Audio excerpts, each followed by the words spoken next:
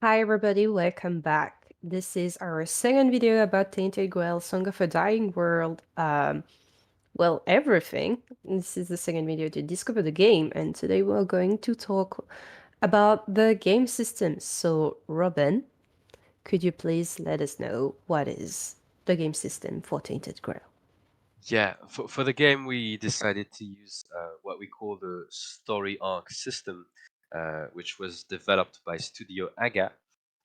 It's a very easy to learn game system using a single die, see here, and which focuses mainly on the character perception of the world, the way he basically evolves through the narration.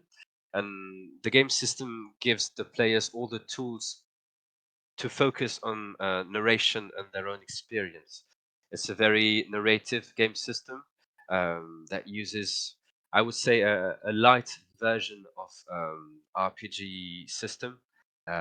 You won't be swamped with a lot of rules, but you will have to learn how to use them, mainly to ensure that your character survives and the perils of the island. Okay. So, Tainted Grail used the story arc system, the one that's been developed for Shadows of Esteren by Studio Agate. Can you let us know about what is the difference with the story arc system that one can know from Shadows of Esteren? Yeah, when we started working, we wanted to use the story arc system, so we decided to keep the foundations of it, mainly the way to resolve an action or the way the character exists in the game. But it was also important for us to create new tools that could fit the Tainted Grail experience, meaning. If you've played the game, the board game, you know that there's a mystic fog on the island, the weirdness. So there's a new rule system for the weirdness. Magic is different. All the evolution of your character through some narrative stories is different, and also we've created a new system called the Ascension, and that is used by each character mainly to discover what lies in Avalon and how to enhance his true nature and potential using a set of colors that are linked to the story of the island and something that King Archer did a long time ago on the island. Okay. You told us a bit about how magic is different. Yeah. Could you tell us a bit more about magic in Tinted Grail? Yeah, so we have four different type of magic that are connected to the story of Tainted Grail. Um, some of them are used in the board game, so you might know a part of the magic, but we wanted to create a very dynamic system of magic. Um, so you will see it's basically you can cast a spell. There's a variety of spell, but you can also shape them, meaning that you can extend the number of targets, the distance, or the damage of the spell. So magic in the game is really potent, but every time you use it, there might be some consequences, and you will have to think before using your great power of magic in that game. That sounds interesting. And also, there is a specific rule to this game, which is called the Chronicles of Avalon. It's a very special moment at the beginning of the game. Could Yeah. you tell us a bit more about it? And how does this make some kind of a bridge between the board game and the role playing game? Yeah, the creation of Avalon, when we started working, we wanted to create a system that could allow anyone to play the game without having to know the universe or play the board game before. So we curated this system.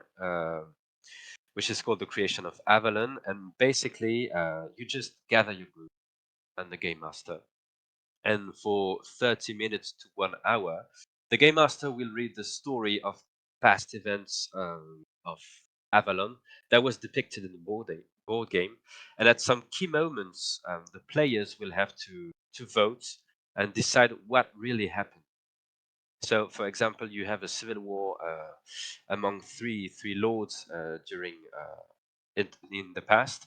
The players with a token system can decide which lord managed to defeat his enemies, and this will have consequences in your future game.